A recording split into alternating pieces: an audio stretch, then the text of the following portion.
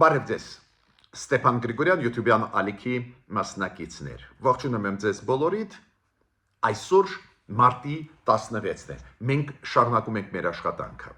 Այսօր մենք կկենտրոնանանք Հայաստանի ներքին իրադարձությունների հարցերին։ Մեզ սպասում են հունիսի 7-ին ազգային ժողովի ընտրությունները, ավտոմատ դա նշանակում է, որ մայիս ամսին կլինի նախընտրական փուլ այս ընտրությունների, նախընտրական կոմպանիաներ, բայց ռեալ նախընտրական արշավը սկսվեց վաղուց է։ Հունվարից հիշում եք այդ հայտնի հայտարարությունները Նիկոլ Փաշինյանի, հայտնի հայտարարությունները նախկին նախագահների, փաստորեն նախընտրական արշավը դե ֆակտո սկսվեց։ Ու հիմա նախընտրական արշավի նոր փուլեր, զարգացումներ գնում են։ Անպայման դրանց մասին պետք է խոսենք։ Նիկոլ Փաշինյանը Ստրասբուրգում անդրադարձավ իր ելույթում Եվրոպարլամենտի անդրադարձավ ներքին հարցերին, Հայաստանի ներքին զարգացումներին, հիշատակեց եւ կաթողիկոսին Հայաստանի եւ նախկին նախագահներին եւ օլիգարխիան։ Այս վերջի օրերը նաեւ ակտիվացավ ընդդիմությունը, երեք չառաջորը ՀԱԿ-ը, Հայ ազգային կոնգրեսը, որը գլխավորում է Լևոն Տեր-Պետրոսյանը, որին ՀԱԿ-ի համագումարում վերընտրեցին որպես նախագահ ՀԱԿ-ի, ՀԱԿ-ը հանդես եկավ հայտարարությամբ կամ բանաձևով, շատ ուշագրավ, շատ կարևոր է նաև որ կուսակցությունների ներկայացուցիչները եղել են այդ համագումարում, ելույթներ ունեցել, գնում է համախմբում նաև այս ընդդիմադիր դաշտում, նաև Լևոն Տեր-Պետրոսյանը հիշում եք մի քանի օր առաջ հանդես եկավ ելույթով, որ համախմբումը ընդդիմության կարող է լինել Սամվել Կարապետյանի շուրջ, դա մեծ արձագանք ստացավ մեր հասարակության մեջ, ինչ է դա նշանակում, դրա մասին մենք կխոսենք։ Ուրեմն Նիկոլ Փաշինյանի ուղված մեսիջներին ընդդիմադիրների դեմ ինքը անվանեց իրենց պատերազմի կուսակցություն, դրա մեջ մտցնելով շատ ու շատ եւ անձեր եւ կուսակցություններ եւ նախկին նախագահներին, հիմա սկսվեցին պատասխաններ գալ այդ ուղերձի Նիկոլ Փաշինյանի։ Անչափ կարևոր են նրանք, դա է պատճառը, որ հենց այսօր մենք այս թեմայից կխոսենք։ Ես պետք է ասեմ, որ ել ավելի կարևոր է հիմա կենտրոնանալ մեր ներքին քաղաքականության հարցերին, ով է առաջադրվելու, ով ունի շանս անցնել ազգային ժողով, ով ունի շանս ձևավորել ապագա կառավարություն Հայաստանի, անչափ կարևոր է այն զարգացումների ֆոնի վրա, որոնք գնում են աշխարհում։ Մենք ապրում ենք, ես կասեի այդպես, տարօրինակ աշխարհում։ Պատկերացնում եք Դոնալդ Թրամփը Միացյալ Նահանգների ամենահզոր երկրի այս երկրագնդի որոշում ընդունեց պատերազմական գործողություն ծավալել Իրանի դեմ։ Հիմա ճիշտ է դա սխալ է, մենք առանձին ձեզ հետ կարող ենք քննարկել, բայց կարևորը որ ինքը որոշում ընդունեց։ Հաշվի առավ միայն Իսրայելի կարծիքը, Իսրայելի վարչապետ Նետանյախուի կարծիքը։ Հիշում եք, եւ Եվրոմիությունը շատ զգուշավոր էր այս ռազմական գործողություններից առաջ կոչեր անում փորձել դիվանագիտական ճանապարհով լուծել հարցը եւ առանձին երկրներ, նաեւ արաբական աշխարհի երկրներ, բոլորը բավական զգուշավոր էին։ Բայց Դոնալդ Թրամփը ասեց, ինչի մասին է խոսքը, կջախջախենք, կոչնչացնենք, կստիպենք իրենց հրաժարվել իրանց իշխանություններից ու լավ կզարգանա Իրանը։ Ավելին, վերջի 5 օրը Դոնալդ Թրամփը անընդհատ ասում է, որ վերջ ավարտվեց պատմությունը Իրանի հետ կապված։ Իրանք հասցրեցին նրան, որ Իրանը պարտվեց, հանձնվեց, չունի բանակ, ոչ մի բան չունի։ Հիմա պարզվեց, որ այդքան էլ հեշտ չի Իրանի հետ գործ ունենալ, պարզվեց Իրանը շարունակում է հակահարվածներ տալ արաբական աշխարհի երկրների դեմ, որտեղ որ գտնվում են ամերիկյան զորքերը եւ ռազմաբազաները, հարված է հասցվում այլ երկրներին, ովքեր աջակցում են Միացյալ Նահանգներին, բավական լարված վիճակ է։ Հորմուզի նեղուցը փակ է, նավթի ճգնաժամ է, բավական լուրջ վիճակ է։ Ու ինչն է տարօրինակ։ Դոնալդ Թրամփը նեղացած է։ Բարիս բուն իմացով անպատվում է Ֆրանսիային, Մեծ Բրիտանիայի ղեկավարներին, Գերմանիային, այլ դեմոկրատական աշխարհի ներկայացուցիչներին, բոլորին անպատվում է, ասում է՝ «Խի չեք գալիս, զորք չեք ուղարկում Հորմուզի նեղուցը բացելու»։ Այս մարդիկ հասարակ բան են ասում Դոնալդ Թրամփի, բայց երբ որ դու պատերազմ սկսում ես, մեզ հետ նույնիսկ չխորհրդակցեցիր։ Մենք կզգուշացնեինք ինչ հետևանքներ կարող են լինել։ Օրինակ, կզգուշացնեինք քեզ Դոնալդ Թրամփ, որ Իրանը դա Վենեսուելա չի։ Իրանը ունի բավական բարդ պետական համակարգ, բավական ճկուն պարզվեց։ Իրանը ունի զենք, զինամթերք, բավական բարձր մակարդակի ԱԹՍ-ներ։ Ոչ մի բան չեն կարող անել, չեն կարող խփել իրանց ԱԹՍ-ները գրեթե բոլոր տեղերում հասնում են իրանց հարվածների, նաև այդ թվում Իսրայելում։ Վատ է դա, ոչ ոք ուրախ չի, որ պատերազմ է, բայց Դոնալդ Թրամփը նեղանում է այն պետությունների վրա, ում կարծիքը անտեսեց։ Ֆանտաստիկ աշխարհում ենք մենք ապրում, ալեկոծվող, անհասկանալի, տրամաբանությունից զուրկ, քանի որ եթե Դոնալդ Թրամփը ինքը որոշեց Իսրայելի հետ միասին պատերազմել, ուրեմն պատասխանատվությունը իրենց վրա է։ Ինչի եք պահանջում, որ ասենք Ճապոնիան, Հարավային Կորեան, Մեծ Բրիտանիան, Ֆրանսիան ու ինքը թվարկումը Չինաստանը գան ու բացեն Հորմուզի նեղուցը։ Այդ պետությունները ասում են, մենք չենք էլ ուզում մտնել պատերազմական գործողությունների մեջ Իրանի դեմ ուղղված։ Ուրեմն այս աշխարհում ել ավելի ուշադիր մենք պետք է լինենք ընտրությունների ժամանակ։ Ում ենք ընտրում, ինչ ենք ընտրում։ Ուրեմն սկսում եմ այսօրվա իմ ելույթը։ Ես ուզում եմ ձեզ ներկայացնել այսօրվա պատկերը, քաղաքական, նախընտրական պատկերը, ես այդպես կձևակերպեմ։ Քաղաքապայմանագիր կա, իշխող կուսակցություն, որը ունի մեծամասնություն ազգային ժողովում, զգալի մեծամասնություն, գրեթե սահմանադրական մակարդակի մեծամասնություն, այնտեղ 1-2 մանդատ միայն պակաս է, ու քաղաքապայմանագիրը, որը գլխավոր է Նիկոլ Փաշինյանը, պատրաստ են գնալ նոր ընտրությունների, Նիկոլ Փաշինյանը ուղարկում է իր մեսիջները ընդդիմադիրներին,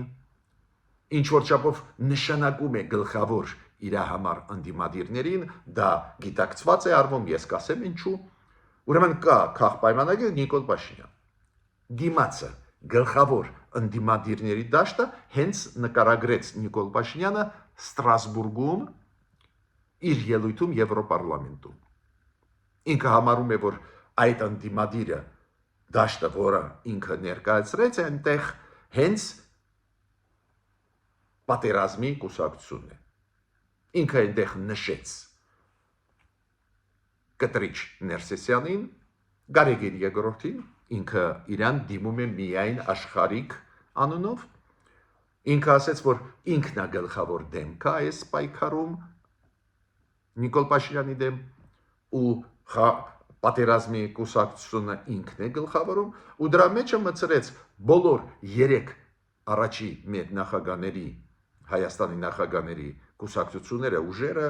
եւ Ռոբերտ Քոչարյանի Հայաստան դաշինքը եւ Լևոն Տեր-Պետրոսյանի ՀԱԿ-ը Հայ ազգային կոնգրեսը եւ Սերժ Սարգսյանի դաշինքը եւ իր կուսակցությունը եւ դաշինքը ինքը նաեւ նշեց, հիշում եք, Ռուսաստանից եկած մեծահարուստներին կամ ալիգարխներին, եթե չեմ սխալվում, այդ տարային օգտագործեց պարզը նկատի ունելով Սամվել Կարապետյանին եւ իր ուժեղ Հայաստան ասեց պրո-բելարուսական, հիշում եք, օլիգարխը մասին, մեծահարուստի մասին, պրո-բելարուսական պարզը Գագիկ Ծառուկյանի մասին է խոսքը։ Ու իրոք մենք տեսնում ենք, որ եւ Հայաստան դաշինքը գլխավորած Ռոբերտ Քոչարյանի կողմից իդեպ ասեմ ձեզ այսօր երեկոյան իրանք մեծ հավաք են անում ու պետք է հայտարարեն ով է Հայաստան դաշինքից գլխավոր դեմքը ցուցակի, ով է իրանց տեխնացուն վարչապետի, ես կասկած չունեմ, որ խոսքը կգնա Ռոբերտ Քոչարյանի մասին։ Ուժեղ Հայաստան Սամվել Կարապետյանը այդ դաշտում է այդ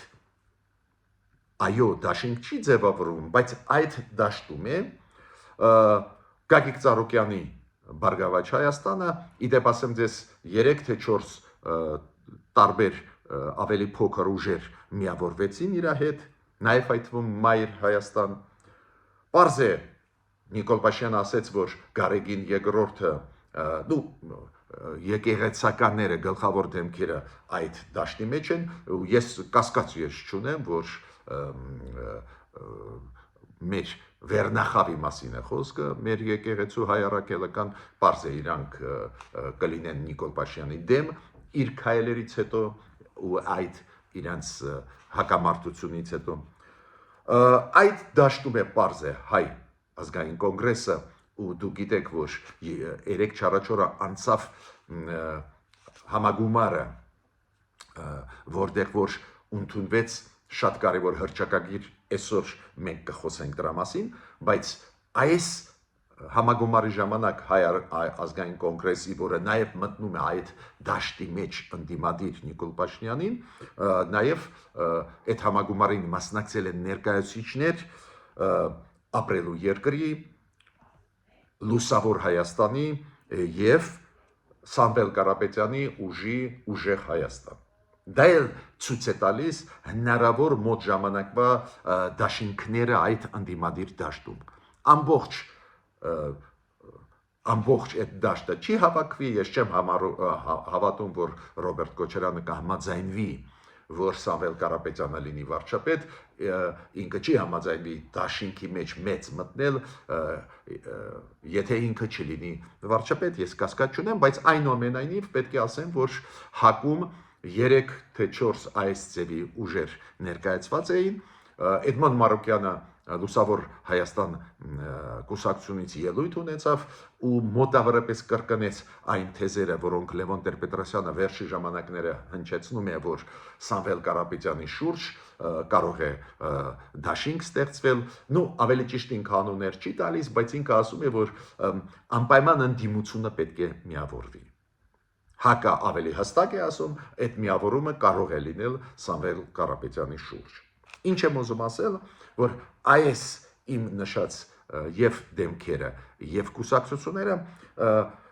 massամբ կհամախմբվեն այս պայքարում։ Ոչ բոլորը կմտնեն ընդհանուր ինչ-որ մեծ բանի մեջ, ես նորից ուզում եմ զգուշացնել, չեմ հավատում, որ Ռոբերտ Քոչարյանը կհամաձայնվի մեծ ինչ-որ դաշինքի մեջ մտնել, որտեղ որ այլ մարդ, օրինակ Սամվել Կարապետյան գլխավոր տեխնացու կլինի վարչապետական, բացի դրանից պարզ է անձեր էլ կան, դուք գիտեք Կարեն Կարապետյանը նախկին վարչապետը Հայաստանի, ինքը գտնվում է Հայաստանում, ի պաշտպանություն Սամվել Կարապետյանի, ուրեմն նաև անձեր կլինեն նախկին ղեկավարներ Հայաստանի, նախկին վարչապետներ եւ այլ եւ այլ։ Էսա ձևավորվում այդ ընդդիմադիր դաշտում։ Ես ի սկզբանե ձեզ ասեմ, դա շատ կարևոր է, ես նաև ուզում եմ անուններ տալ այն քաղաքական ուժերին, ովքեր հայտնեցին իրանց ցանկությունը մասնակցել ընտրությունների ժամանակ, օրինակ Արամ Զավենի Սարգսյանի Հանրապետություն կուսակցությունը, Գուրգեն Սիմոնյանի Շնորհապետական կուսակցությունը, թևեր, դուք գիտեք, այդ շարժումը սկսեց Արման Թաթոյանը, նախկին օմբուդսմենը Հայաստանի, այս ուժերը դեռ չեն ցուցաբերում ցանկություն ինչ-որ մեկի հետ միավորվել, բայց հայտարարեցին, որ կմասնակցեն այս ընտրությունների, միգուցե մի քիչ ավելի ուշ իրենց մոտ փոփոխություններ կկատարվեն այն մոտեցմանը մտնել դաշինք ընդհանուր ընդդիմադիր թե ինչ, միգուցե, բայց այսօր իրանք այս 3 ուժերը հայտարարեցին, որ կմասնակցեն այս ընտրություններին, ու դա է պատճառը, որ ես հենց իրանց մասին էլ խոսում եմ, հիշեցնում եմ ձեզ։ Բայց հիմա ինչ գլխավոր մեսիջներ ուղարկեց Նիկոլ Փաշինյանը եւ Ստրասբուրգում, եւ Ստրասբուրգից հետո։ Ստրասբուրգից հետո մի քանի գրառումներ Facebook-ում արեց Նիկոլ Փաշինյանը, սոցցանցերում, նաեւ Facebook-ում, որտեղ որ ուրվագծեց իր դիրքորոշումը։ Առաջինը ինքը հստակ ասեց, ում է մտցնում այս պատերազմի կուսակցության մեջ, որը ինքը համարում է, կոորդինացնում է կամ գլխավորում է Գարեգին II-ը։ Ինքը օգտագործում է աշխարհիկ անունը Գարեգին II-ի Կտրիչ Ներսեսյան։ Հիմա նոր ասեցի այդ ուժերի, որոնք ինքը համարում է, որ պատերազմի կուսակցության մեջ են։ Նոր թվարկեցի ձեզ այդ ուժերը ու այդ խմորումները, որոնք գնում էին։ Բացի դրանից Նիկոլ Փաշինյանը ասեց, որ հիբրիդային պատերազմ է Հայաստանի դեմ գնում ու այդ ուժերը, պատերազմի կուսակցությունները դրա մեջ մասնակցում են։ Այդ երկրորդ իր թեզն էր։ Երրորդ թեզը սահմանադրական փոփոխություններ։ Առաջի անգամը որ բաց Նիկոլ Փաշինյանը ասեց, որ ինքը նոր նախագծում սահմանադրության համարում է, որ պետք է անջատվեն սահմանադրությունը եւ անկախության հռչակագիրը ընդունված, հիշում եք, 1990 թվին Գերագույն խորհրդով օգոստոսի 23-ին։ Այս հռչակագրում կա 2 կետեր, որոնց մասին Նիկոլ Փաշինյանը ասում է, որ այդ կետերը պատերազմի կետեր են։ Այդ կետերը խոսում են նրա մասին, որ մեր անկախության հռչակագիրը դա կոնֆլիկտի հռչակագիր է, այլ ոչ թե անկախության։ Ինչի մասին է խոսքը? Նախաբանի մասին, որտեղ կա, որ միավորվում են Սովետական միության Հայաստանը, Սովետական միության Ադրբեջանի ներսում գտնվող Լեռնային Ղարաբաղը։ Ոստեղ ինչն է կարևոր, ինքը նաև այս անգամ գումարեց 11-րդ կետը այդ հռչակագրի, որտեղ որ խոսում է ցեղասպանության մասին, որ Հայաստանի անկախ Հայաստանը լի է վճռականության, որ այդ գիծը ճանաչել ցեղասպանությունը շարունակել եւ ցեղասպանությունը, որը կատարվեց արևելյան Թուրքիայում եւ արևմտյան Հայաստանում։ Ինքը ասում է այդ արևմտյան Հայաստանի եզրույթը նաեւ կոնֆլիկտի եզրույթ է։ Այդ մեսիջը երրորդը ուղարկեց Նիկոլ Փաշինյանը։ Չորրորդը ինքը ասում է Ղարաբաղյան շարժումը, դա շարժում է, որը նորից կբերի մեզ կոնֆլիկտի։ Ես նշեցի մի քանի գլխավոր մեսիջներ, որոնք ուղարկեց Նիկոլ Փաշինյանը, ու կարող եմ ասել ինչու։ Ինչու ինքը հենց սևերում է իր այդ ուղարկված մեսիջները այս ուժերի դեմ, նախին նախագաների հետ կապված քաղաքական ուժերի դեմ, Ռոբերտ Քոչարյան, Լևոն Տեր-Պետրոսյան, Սերժ Սարգսյան, Սամվել Կարապետյանի դեմ դա ուղում է, Գագիկ Ծառուկյանի դեմ դա ուղում է, քանի որ ինքը իմ կարծիքով ընտրեց մարտավարություն։ Որն է այս մարտավարությունը։ Ինքը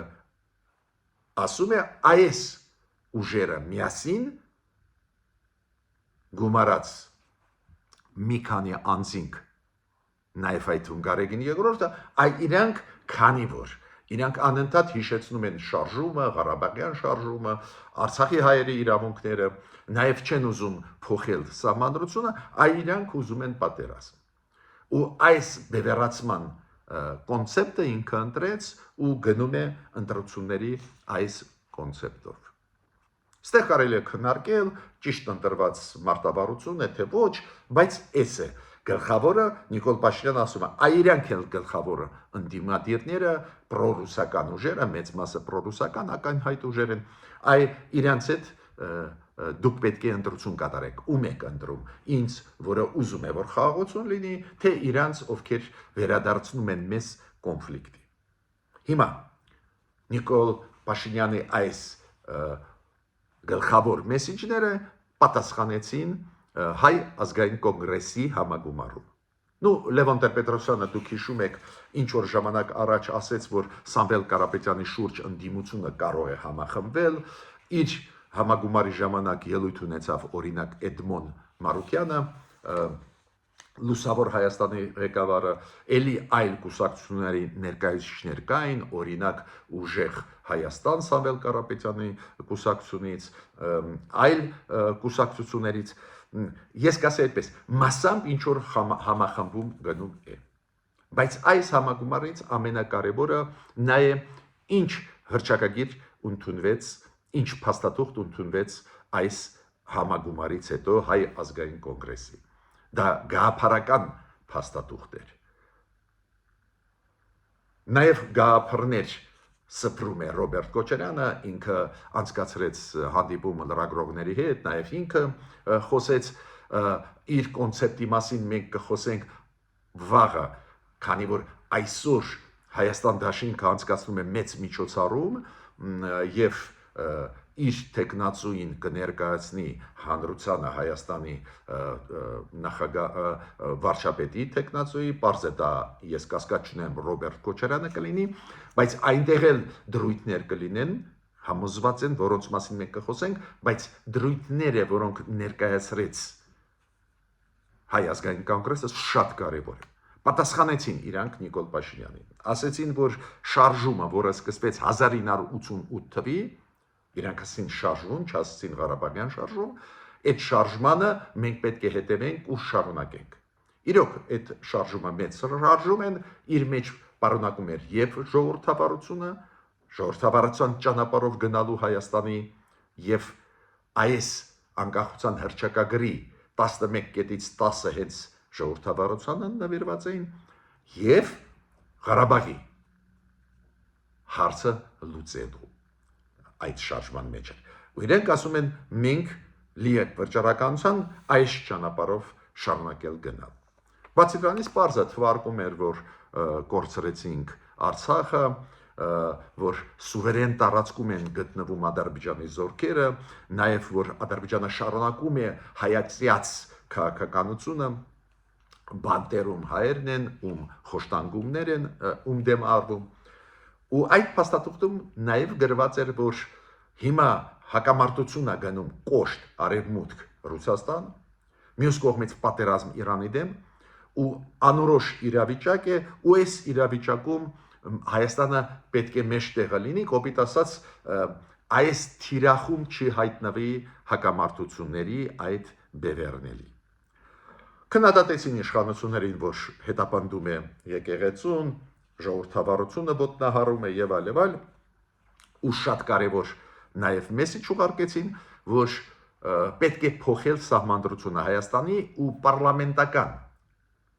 խորհրդարանական համակարգից վերադառնալ կիսանախագահականի։ Նիկոլ Փաշինյանը իմիջիալոց իր ուղերձներում պատասխանեց, ինքը համարում է, որ մենք պետք է մնանք խորհրդարանական համակարգում։ Գլխավոր թեզը վերջում այս Հայ ազգային կոնգրեսի համագումարի արդյունքի նա էր, որ պետք է փորձել համախմբել ընդդիմությունով ու իրենք պատրաստ են սկսել Սամվել Կարապետյանի հետ այդ համախմբան process-ը։ Նաև այնտեղ դրույթներ կային, որ պետք է միաժամանակ Ռուսաստանի հետ, Եվրոմիության, Միացյալ Նահանգների հետ, Չինաստանի, Հնդկաստանի լավ հարաբերություններ հաստատել, այս դեպի դրույթներ այնտեղ կային, ապա շրջափակման դրույթներ, ինչն էր հետաքրքիր ինձ համար, ու ոչ միայն Հայ ազգային կոնգրեսի ընդունված փաստաթղթում, նաև Ռոբերտ Քոչարյանի եւ Սերժ Սարգսյանի վերջի ժամանակվա ինտերվյուներում։ Փոխվեց մարտավարությունը պրոռուսական ուժերի։ Իրենք հիմա առաջ են բերում այլ թեմաներ ու գրեթե խոսք չեն ասում հապկի մասին, Ռուսաստանի մասին, չեն արդարացնում Ռուսաստանը հապկը, քանի որ իրենք հասկացան, արդարացնելով Ռուսաստանը եւ հապկը ձայն չհավաքի։ Իրանք սկսեցին մանևրել։ Ու իրենց հիմա փաստաթղթերը ակնհայտ պրոռուսական բաներ չեն ասում։ Ես չեմ կարծում, որ դա կխափի մեր հասարակությանը, բայց ինչ եմ ուզում ասել։ Նիկոլ Փաշինյանը գլխավոր թեզերը ասեց, որ չպետք է վերադառնալ շարժմանը, նաև այդ թվում Ղարաբաղյան շարժմանը, դա ավտոմատ կնշանակի նորից վերադառնալ կոնֆլիկտ։ Ինքը նշեց գլխավոր ուժերը, որոնք պատերազմի կուսակցություններ են, հիմա սկսեց ստանալ պատասխաններ։ Ու ես նշեցի ինչ պատասխաններ ստացավ, ու գլխավորը, ինչ ես տեսնում եմ պրոռուսական ուժերի մոտ, հիմա զգուշավոր են հապկի մասին խոսելիս, Ռուսաստանի մասին խոսելիս ու արդարացնել իրենց, զգուշավոր են, քանի որ հայ ժողովուրդը հստակ գիտի, որ Ռուսաստանը մեզ քաշեց, Ռուսաստանը մեզ խաբեց, հերթական զոհը Ռուսաստանի Իրանն է, Իրանին ծախեց նավթի դիմաց, Թրամփը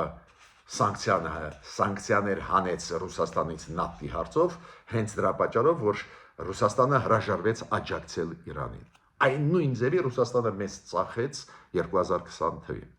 Ու պարզ է այդ ընդդիմադիրները, պրոռուսական ընդդիմադիրները, որոնք ուզում են հիմա համախմբվել, հասկանում են, որ պրոռուսական դրոշով ոչ մի ձայն չես հավաքի։ Ես ավարտեցի իմ ելույթը, անպայման պետք է ուշադիր հետևենք ներքին քաղաքական զարգացումների, քանի որ ալեկոծվող աշխարհ է ու չպետք է խափնվենք, պետք է խորը ուսումնասիրելով անենք մեր ընտրությունը։ Մեր միջ նոր հանդիպումներ։